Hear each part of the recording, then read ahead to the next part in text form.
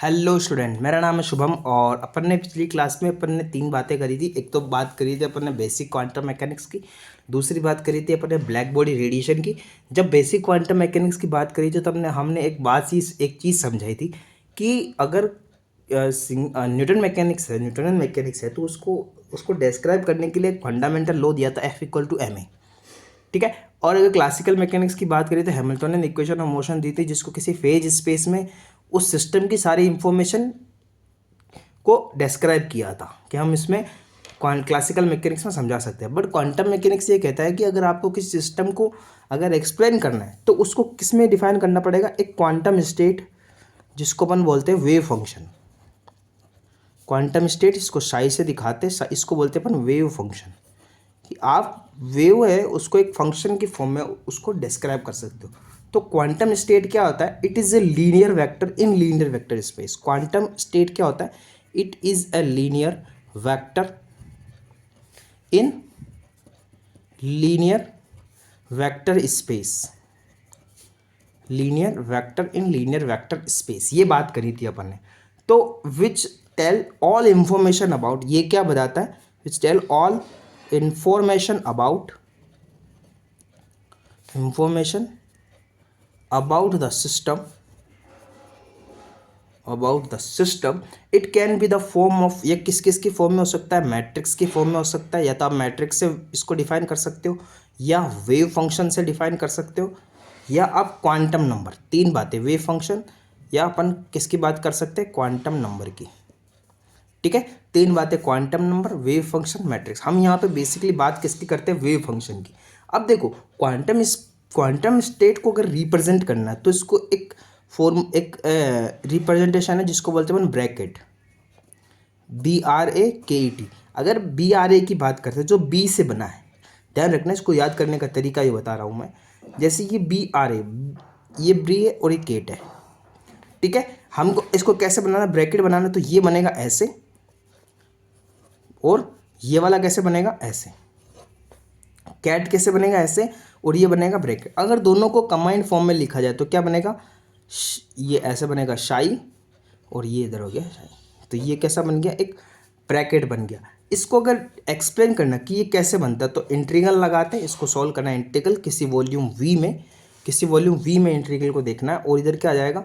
Sai star r comma t और psi r comma t d tau. ये जो होता है इन दोनों, इनके मध्य जो होता है वो होता है स्केलर प्रोडक्ट। तभी तो इसको एक्सप्लेन कर पाते हैं अपन। तो कैसे याद रखना, BRA को कैसे लिखते हैं? ये एक स्टेट, क्वांटम स्टेट को डिफाइन करने का तरीका है, वेक्टर है ये, और ये कैट के रूप में, तो दोनों को मिक्स में बोलते हैं ब्रैकेट। यहाँ से क्वांटम स्टेट समझने के बाद में एक इम्पोर्टेंट टॉपिक आता है जिसका बोलते हैं अपन basic postulates of quantum mechanics. Basic postulates of quantum mechanics, ये थोड़ा सा समझना आपको थोड़ा सा ज़रूरी भी है, और ये मोस्ट इंपॉर्टेंट थिंग है। सबसे पहला 7 क्वांटम बेसिक पोस्टुलेट्स है क्वांटम मैकेनिक्स के। ये जिसको समझ में आता है तो क्वांटम मैकेनिक्स की जो बेस रेडी करते हैं ना, जिसको कहते हैं बेसिक कंसेप्ट जिसके मजबूत है, वो वाली बात किस में होती है? बेसिक पोस्टुलेट्स में। पहला पोस्टुलेट जो है क्वांटम स्टेट क्या होना चाहिए? सबसे पहली बात है, क्वांटम स्टेट जो है, quantum state is linear vector in linear vector space. Linear vector है जो कि कहाँ मौजूद है? लीनियर वेक्टर स्पेस में। कैसे कैसे डिफाइन करते हैं? जैसे कोई एक ऑपरेटर है ए, इसको अपन ने ऑपरेट किया psi1 प्लस psi2 में। ठीक है, लीनियर है तो इक्वली डिस्ट्रीब्यूट होना चाहिए। तो एक के किसके पास चला गया? psi1 के पास, और ये आगे वाला एक ऑपरेटर किसके पास चला गया? psi2 के पास। इसको क्या बोलते हैं अपन? Vector addition rule. इसको बोलते हैं अपन वेक्टर एडिशन रूल। क्लियर हुई बात? अब ये तो हो गया वेक्टर एडिशन रूल। अब हम बात करेंगे, अगर मल्टीप्लिकेशन की बात करें तो यानी ए के अगर psi1 psi2 के साथ है, यानी इसको अपन ऐसे बोल सकते हैं कि एक सिंपल साई के साथ है, ए के ऑपरेटर है ए साई के साथ। ए एक वैल्यूअल फंक्शन है और वो एक वैल्यू है, और साई जो है वेव फंक्शन है। तो कैसे करेगा? ए बाहर आ गया, जो ए के ऑपरेटर है वो किस पे ऑपरेट हो गया? साई पे। तो ये कौन सा हो गया? स्केलर मल्टीप्लिकेशन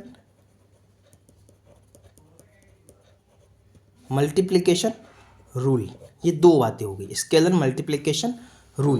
पहला क्वांटम पोस्टुलेट समझ में आया। दूसरा पोस्टुलेट ये कहता है कि जो हमारा जो ब्रैकेट है, जो मैंने बताया था, ये वाला ब्रैकेट है ना, जो हमारा इसकी बात करते हैं सबसे पहले ब्रैकेट की, कैसे दिखाते हैं इसको, इससे डिनोट करते हैं। तो ये चीज़ क्या बताता है, और एक इधर वाला ये चीज़ क्या बताता है, ये चीज़ हमें बताता है कि वो रो की बात कर रहा है ना, और ये वाला किसकी बात कर रहा है, कॉलम की बात, कॉलम। अभी कैसे बनते हैं रो और कॉलम, तो रो और कॉलम कैसे बनेंगे, जैसे रो की बात करते हैं तो ये होगी first row, second row, third row, fourth row, ऐसे, और कॉलम बनेंगे ऐसे। सेकंड पोस्टुलेट समझ में आया। सेकंड पोस्टुलेट से बताता है कि जो ब्रे है ये रो के रूप में फॉलो होगा, और जो कैट है ये कॉलम के रूप में फॉलो होगा। रो कैसे चलेगी, ऐसे, और कॉलम चलेगा ऐसे। अब है थर्ड पोस्टुलेट। तीसरा पोस्टुलेट से कहता है कि there is exist bra vector corresponding to every ket vector. यानी अगर आप, ये ब्रा वेक्टर है ना, जैसे मैंने ब्रा वेक्टर की बात करी, तो ये किसकी बात करता है कि अगर ये ऐसे है साई वेव फंक्शन के रूप में, अगर मैंने इसका स्टार लिया तो किस में बदल जाएगा, वो बदल जाएगा अपना कैट में। ये देखो, ये कैट था, कैट का मैंने स्टार लिया तो किस में बदल गया, ब्रा में बदल गया। तो ये कहता है कि जो डैगर है, सॉरी डैगर लगाना है यहाँ पे, कॉन्जुगेट तो बताता हूँ। अगर डैगर लगाया, इस डैगर को क्या बोलते हैं, transpose of conjugate, transpose of conjugate बोलते हैं इसको, है ना। कैसे, एक एग्जाम्पल से समझते हैं। एक एग्जाम्पल ले लो, एग्जाम्पल से थोड़ा सा क्लियर हो जाएगा तुमको। जैसे ये वेव फंक्शन मैंने बताया, ये वेव फंक्शन है ए, और ये हो गया बी, ये वेव फंक्शन है, और ये कॉलम की फॉर्म में, ठीक है। किसकी फॉर्म में है, कॉलम की फॉर्म में, और कॉलम की फॉर्म ये दिख रही है आपको, ऐसे ही इसको बनाया कॉलम की फॉर्म में। अगर मैं इसका मुझे ब्रा चाहिए, यानी ये वाला फंक्शन चाहिए, तो क्या करना पड़ेगा, इसका मुझे डेगर लेना पड़ेगा। किसका, इसका डेगर लेने का मतलब क्या है, इस ए और बी का डेगर करना। ए और बी का डेगर करने का मतलब क्या होता है, इसका कॉन्जुगेट करो और फिर इसका ट्रांसपोज का कॉन्जुगेट, ये बोला ट्रांसपोज ऑफ कॉन्जुगेट, ये ट्रांसपोज ऑफ कॉन्जुगेट कर दिया मैंने। तो अब जो नेक्स्ट निकल के आया, या क्या निकल के आया, ये वाला अपना वेव फंक्शन ये निकल के आया। तो ये क्या होगा, एक तरह से ये जो चीज़ मैंने बताई है, ये वाली चीज़ क्या होगी इसके अंदर, ये बदल जाएगा इसमें, ए स्टार बी स्टार। क्लियर हुआ। तो ये था और ये था। यहाँ पे वेव फंक्शन हमको ऐसा दे रखा था, देख लो ये ऐसा दे रखा था, इसको मैंने अगर ये थर्ड पोस्टुलेट्स यूज़ किया तो ये इस तरह में बदल गया। क्लियर हुई बात। एक और एग्जांपल से समझ सकते हो, ये तो हमारा कॉलम के फॉर्म में हो गया। अगर हम बात करें कि इसको एडिशन की फॉर्म में बात करें, यानी अपन एक नेक्स्ट पोस्टुलेट समझते हैं। फोर्थ नंबर का पोस्टुलेट्स होता है जिसको बोलते हैं अपन ऑर्थोनॉर्मल कंडीशन। ऑर्थोनॉर्मल में दो पॉइंट्स होते हैं, एक तो होता है ऑर्थोगोनल और एक होता है नॉर्मलाइजेशन। क्या है, फोर्थ नंबर का जो पॉइंट है उसको बोलते हैं अपन ऑर्थोगोनल कंडीशन। ऑर्थोगोनल कंडीशन क्या होती है, जिसके अंदर इसको बोलते हैं अपन orthonormal condition. Orthogonal plus orthonormal, है ना, जिसमें नॉर्मलाइजेशन भी होगा। ऑर्थोनॉर्मल दो तरह के होते हैं, कौन कौन से होते हैं, एक तो होता है ऑर्थोगोनल, इसको हटा देना, ये ही बात कर रहे हैं। ऑर्थोगोनल कंडीशन क्या होती है, ऑर्थोगोनल कंडीशन होती है जो ऑर्थोनॉर्मल कंडीशन क्या होती है, जो ऑर्थोगोनल प्लस नॉर्मलाइजेशन दो होती है इसके अंदर, है ना। Orthogonal plus normalisation. ऑर्थोगोनल में क्या होगा कि जो हमने बात करी थी, ये वाला इसकी बात करी थी, ये अगर 0 होगा तो वो होगा ऑर्थोगोनल, और अगर इसकी वैल्यू अगर 1 होगी, किसी वेव फंक्शन में 1 होगी, तो वो होगा नॉर्मलाइजेशन कंडीशन। इसको मैंने एक्सप्लेन भी किया था। इसको लगाते हैं इंटीग्रल -इनफाइनाइट टू इनफाइनाइट, इसको बोलते हैं psi star x, t, psi x, t equal dx equal to 0। तो ये तो हो गया अपना ऑर्थोगोनल। और अगर integral -infinite to infinite psi star x, t, psi x, t dx equal to अगर 1 है, तो ये होता है नॉर्मलाइजेशन कंडीशन। दोनों को मिक्स करके बोलते हैं अपन ऑर्थोनॉर्मल कंडीशन, जिसमें ऑर्थोगोनल प्लस नॉर्मलाइजेशन दोनों होते हैं, ठीक है। एक 4 पोस्टुलेट समझ में आ गया। अब एक 5वें नंबर का पोस्टुलेट्स है जो थोड़ा सा इंपॉर्टेंट भी है, क्वेश्चन आता है प्रोबेबिलिटी वाले। तो quantum state of system can be written as linear combination of orthogonal basis vector. यानी कहने का मतलब ये है कि quantum state of system can be written as linear combination of orthogonal basis vector. यानी जो वेव फंक्शन है साई, ये किस में बदल सकते हैं, इसको चेंज किस में कर सकते हैं, C1 U1 plus C2 U2 plus C3 U3, ऐसे ही आगे से आगे चलता रहेगा, है ना। ठीक है, जहाँ पे अगर मैं बात करूँ UI और UJ, इसका जो होगा ये वेव फंक्शन होगा डेल IJ। क्लियर है। अब हम इसको सॉल्व करते हैं। हम लेते हैं एक स्केलर प्रोडक्ट किसके साथ में, UI के साथ में। UI के साथ इसमें इसको ऐड की, मतलब मल्टीप्लाई किया, तो इधर क्या आ गया, UI C1 U1 sorry plus U2 C2 और U2, यहाँ पे U1 है ना, अपन U1 से मल्टीप्लाई कर रहे हैं, U1 से मल्टीप्लाई, यहाँ भी आ गया U1 C3 U3। ठीक है, आगे से आगे चलता जा रहा आगे, है ना। तो देखो ये U1 अगर ये दोनों बराबर है, सेम है, UI है ना, अगर सेम है तो डेल IJ की वैल्यू कितनी हो जाएगी, 1 हो जाएगी। तो यानी यहाँ पे कितनी वैल्यू हो गई, 1। तो बचा क्या, C1 ऑफ 1 प्लस, अगर ये दोनों डिफरेंट है तो इसकी वैल्यू कितनी हो जाएगी, 0, इसकी वैल्यू 0। ठीक है, तो हमें बताओ C1 की वैल्यू कितनी आ गई, U1 साई, है ना। C1 की वैल्यू क्लियर हुई। ये होता है प्रोबेबिलिटी एम्पलीट्यूड। इसको अपन क्या बोलते हैं, इसको बोलते हैं अपन प्रोबेबिलिटी एम्पलीट्यूड। एक सेकेंड, देखो इसको क्या बोलते हैं अपन, प्रोबेबिलिटी एम्पलीट्यूड बोलते हैं इसको, है ना। नेक्स्ट है, अगर इसको अपन ने प्रोबेबिलिटी कैलकुलेट करनी, तो प्रोबेबिलिटी कैलकुलेट कैसे करते हैं, P1 पहले वाले की प्रोबेबिलिटी क्या कैलकुलेट करता है, C1 का मॉड स्क्वायर, या इसको क्या बोल सकते हैं, U1 साई मॉड स्क्वायर, है ना। ये होता है प्रोबेबिलिटी ऑफ फाइंडिंग सिस्टम। इसको क्या बोलते हैं, इस पूरे फिनोमेना को क्या बोलते हैं, प्रोबेबिलिटी ऑफ फाइंडिंग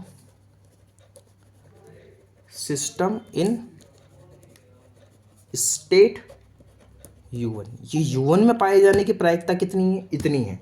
अगर मैं बात करूं कि आप बताओ कि U2 में पाए जाने की प्रायिकता कितनी है, तो वो कितनी होगी, ये वाली U2 साई स्क्वायर, ये U2 में पाई जाने की प्रायिकता हो गई।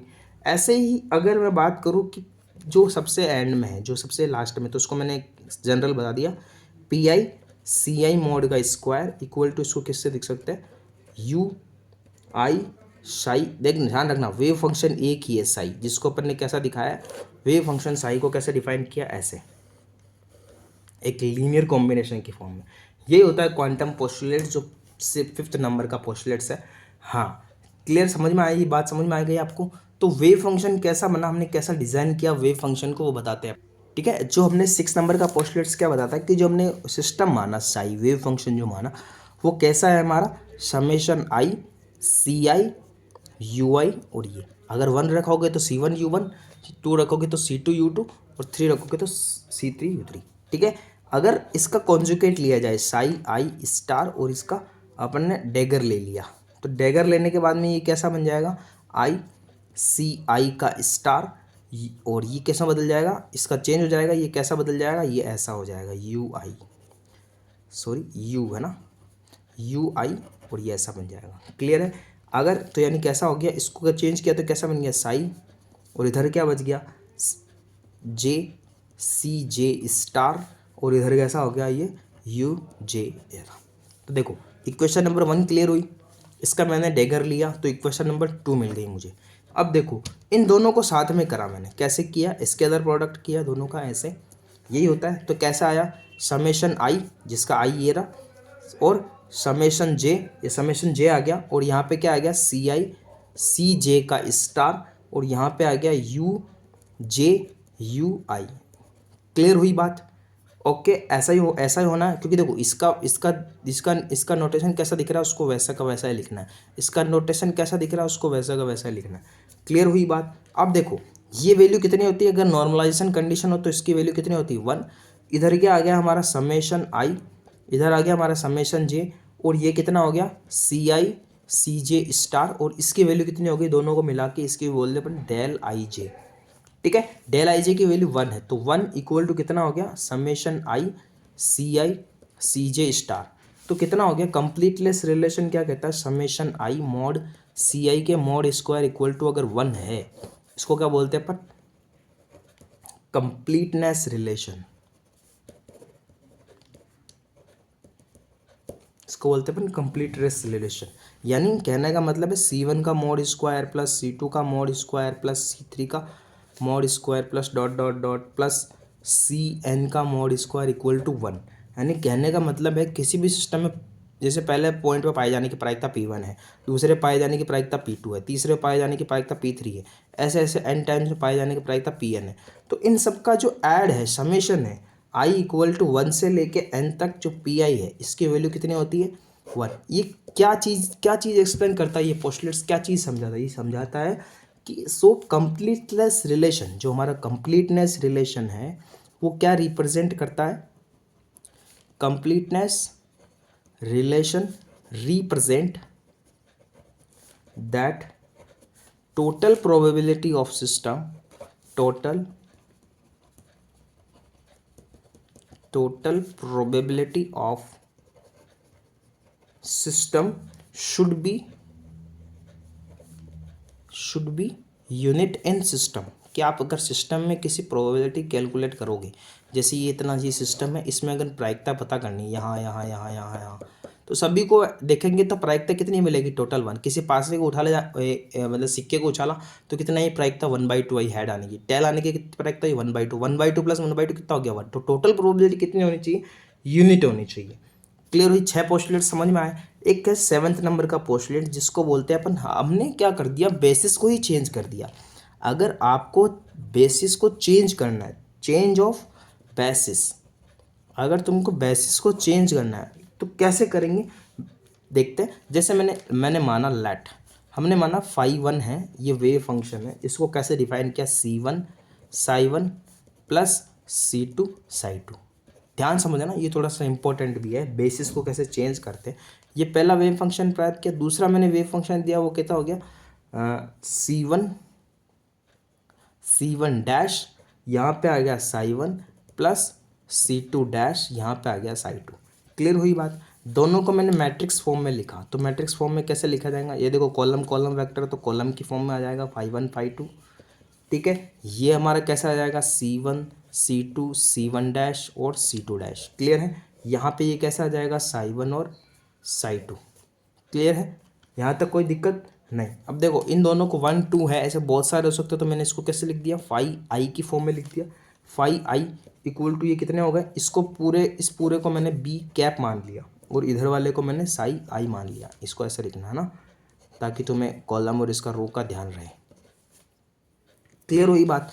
अब देखो अगर मैं b इन्वर्स लगाता हूँ, दोनों तरफ इन्वर्स लेता हूँ इसका φi, और इधर भी मैं इन्वर्स लगाता हूँ b inverse b cap psi i, है ना, दोनों तरफ इन्वर्स लिया, तो इधर कितना आ गया b इन्वर्स ऑफ फाई आई, और इधर कितना आ गया आइडेंटिटी मैट्रिक्स, और इधर आ गया साई आई। क्लियर हुई ये दोनों बातें।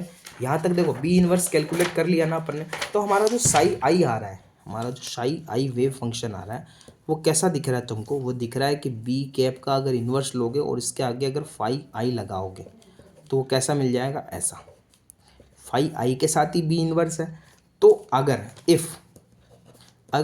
b कैप का डैगर अगर b कैप के इन्वर्स के बराबर हो, जिसको अपन क्या बोलते हैं यूनिटरी ट्रांसफॉर्मेशन बोलते हैं ना, तो ये कैसा बदल जाएगा, साई आई कैसा बदल जाएगा, साई आई इक्वल टू कैसा हो जाएगा b कैप का डैगर इक्वल टू फाई आई। अगर ध्यान रखना चेंज ऑफ बेसिस का मतलब है कि अगर फाई आई फंक्शन ये वाला है ना, अगर phi i function psi i function में डिफाइन है, तो हम इसको क्या कर सकते हैं, psi i function phi i में भी डिफाइन कर सकते हैं, और बी कैप की जगह बी कैप का डैगर आ जाएगा, यानी मैट्रिक्स को आप चेंज कर दोगे, ट्रांसफॉर्म कर दोगे। इसी को बोलते हैं अपन यूनिटरी ट्रांसफॉर्मेशन। ठीक है, अब जैसे देखो एक एग्जाम्पल समझते हैं। नाउ अगर मैं बात करूं कि ए कैप फाई फंक्शन का है और इस पर मैंने फाई आई अप्लाई किया तो वो कैसे बदल गया, ए phi B cap psi i, है ना। फाई फंक्शन किस में डिफाइन है, साई फंक्शन में डिफाइन है। अब अगर मैं नेक्स्ट की बात करूँ, अगर मैं इस फाई आई वेव फंक्शन का डैगर लूँ तो डैगर लेने पर मुझे क्या मिलेगा, बी कैप साई आई और इस पूरे का डैगर। क्योंकि देखो साई आई फाई आई वेव फंक्शन कैसा ऐसा ही है, दोनों तरफ डैगर लगाया मैंने। अगर मैंने इधर डैगर लगाया तो कैसा बदल गया, ऐसे में बदल गया, चेंज हो गया ना उनका। और इधर किया तो क्या आ गया, साई आई और बी कैप का डैगर। अब दोनों तरफ स्केलर प्रोडक्ट लेते हैं, इसका स्केलर प्रोडक्ट, ये फाई आई दिख रहा है ना आपको, देखो इक्वेशन नंबर 1 दिख रही है, इक्वेशन नंबर 2 दिख रही है, दोनों को यूज करो तो कैसा बदल जाएगा, फाई आई ए फाई और फाई आई दिख रहा है।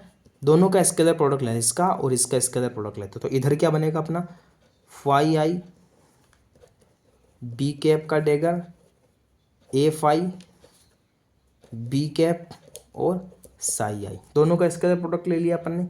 अब क्या कर सकते हैं, देखो इसको इस जो अंदर दिख रहा है ना आपको बी डैगर ए फाई बी बी कैप, इसको मैंने एक नया वेव फंक्शन दे दिया ए साई, है ना, ये हो गया साई आई। तो कहने का मतलब है कि अगर फाई आई वेव फंक्शन है, चेंज ऑफ बेसिस समझा देता हूँ, चेंज ऑफ बेसिस ऐसा है कि फाई के फॉर्म में है, वो किसमें बदल गया, शाई की फॉर्म में, जहाँ पे ए शाई जो है वो क्या होगा, ए शाई जो होगा वो होगा हमारा बी कैप का डैगर ए फाई बी कैप। अगर आपको ए शाई चाहिए जिसको यहाँ रख सकते हैं, और शाई वेव फंक्शन में बेसिस चेंज हो सकता है तो वो ऐसा दिखेगा। क्लियर हुई बात, समझ में आया चेंज ऑफ बेसिस का मतलब क्या होता है। और देखो नॉर्मलाइजेशन का एक क्वेश्चन आता है एग्जाम में कि आपको कोई क्वांटम स्टेट दे रखी है, उसको नॉर्मलाइज करना है, तो कैसे नॉर्मलाइज करना है, वो नॉर्मलाइजेशन कंडीशन मैंने अभी आपको समझाई थी थोड़ी देर पहले कि वो नॉर्मलाइज कैसे होगा। वो नॉर्मलाइज ऐसे होगा कि अगर आपको वेव फंक्शन दे रखा है ये ऐसे, या तो इस ऐसे ऐसे समझ लो, या इसको आप ऐसे कंडीशन में समझ लो कि नॉर्मलाइजेशन करना है, यानी उस वेव फंक्शन का स्टार लेना है, नॉर्मल वेव फंक्शन रखना, दोनों को minus infinite to infinite integral करना है और उसको 1 के बराबर लिखना है। जो कांस्टेंट की वैल्यू आएगी उस कांस्टेंट की वैल्यू को वेव फंक्शन में रखना है और इसको सॉल्व करना है। क्लियर है, यही होता है नॉर्मलाइजेशन, किसी वेव फंक्शन का नॉर्मलाइजेशन करना। क्लियर है। अगर एक एग्जाम्पल से समझना है तो मैं एग्जाम्पल से समझा सकता हूँ। जैसे एक एग्जाम्पल समझ ही लो, एक एग्जाम्पल से नॉर्मलाइजेशन निकालना सीख ही लो, है ना। थोड़ा सा एग्जाम्पल है छोटा सा, जैसे आपको वेव फंक्शन दे रखा है साई बराबर ए ई की power minus alpha mod x, ये दे रखा है। क्लियर है। आपको नॉर्मलाइजेशन कंडीशन क्या पता है, minus infinite to infinite psi square d x equal to 1, ये पता है। इसको क्या लिख सकते हैं अपन, साई की जगह वैल्यू रखो सॉरी, तो ये कितना हो जाएगा, मॉड ए का square integral minus infinite to infinite e की power minus 2 alpha mod x d x, square था ना इसलिए यहाँ पे 2 आ गया। क्लियर है। इसका इंटीग्रल करो, तो इंटीग्रल करने से देखो minus infinite to infinite integral नहीं हो रहा, तो इसको क्या करें, इवन फंक्शन है तो कितना हो जाएगा 2 मॉड ए स्क्वायर इंटीग्रल हो गया 0 से इन्फाइनाइट ई की power minus 2 alpha mod x d x equal to 1। अब देखो इंटीग्रल सोल्व करना है, ई के पावर एक्स का क्या होता है बता दो, मॉड ए स्क्वायर, इसका हो गया ई की power minus 2 alpha x over 2 alpha minus में, और अंदर चल गया 0 से इन्फाइनाइट इक्वल टू 1। ठीक है, अब देखो आगे, है ना, तो ये कैसा हो जाएगा 2 मॉड ए स्क्वायर, इन्फाइनाइट रखो, इन्फाइनाइट रखोगे तो कितनी आ जाएगी, ई की पावर माइनस इन्फाइनाइट 0, ई की पावर 0 कितना होगा 1, नीचे माइनस 2 अल्फा चल ही रहा है और इधर हो गया 1। देखो 2 से 2 कैंसिल हो गया, माइनस से माइनस कैंसिल हो गया, क्या बच गया, mod a square equal to 1, है ना, sorry mod a square equal to 1 और डिवाइडेड में अल्फा, तो ए मॉड स्क्वायर कितना हो गया अल्फा, और ए बराबर कितना हो गया रूट अल्फा, तो ए की वैल्यू मिल गई। अब ये ए की वैल्यू कहाँ रखनी, इस वेव फंक्शन में रखनी, तो वेव फंक्शन टोटल कितना बन गया हमारा रूट अल्फा ई की power minus alpha x, alpha इसको बोलते हैं अल्फा मॉड एक्स। क्लियर हुई, ऐसे नॉर्मलाइजेशन कैलकुलेट करना है ना। तो एक नॉर्मलाइजेशन मैंने बता दिया है, और आप बुक्स में अगर देखोगे नॉर्मलाइजेशन करना या क्वेश्चंस पढ़ोगे तो उसमें आपको समझ में आ जाएगा कि नॉर्मलाइजेशन कैसे करना है ना। क्लियर हुई बात, बोलो क्लियर हुई। ये तो था हमारा क्वांटम स्टेट या वेव फंक्शन को समझना कि वेव फंक्शन कैसे होता है, क्वांटम कैसे बनती है, क्वांटम स्टेट यानी किसी सिस्टम में उसको डिफाइन करना तो कैसे डिफाइन करेंगे। अब हम नेक्स्ट क्लास जो 4th लेक्चर है क्वांटम मैकेनिक्स का, उसमें अपन बात करेंगे ऑपरेटर्स की। ऑपरेटर को यूज़ करना है, ऑपरेटर को किसी पे ऑपरेट करना है और उसकी वैल्यू कैलकुलेट करनी, वो सारी बातें कितने कितने ऑपरेटर होते हैं, इनकी वैल्यू कैसे कैलकुलेट करनी है, कुछ एक क्वेश्चंस भी करेंगे कि ऑपरेटर को कैसे काम में लेना है। और एक ये ऑपरेटर होने के बाद में हम एक स्पेशल चीज़ पढ़ेंगे जिसको अपन बोलते हैं कम्यूटेशन एल्जेब्रा। ध्यान रखना, कम्यूटेशन एल्जेब्रा से क्वेश्चन आता है और कैसे इसको जल्दी से जल्दी सॉल्व करना है वो अपन सीखेंगे, है ना।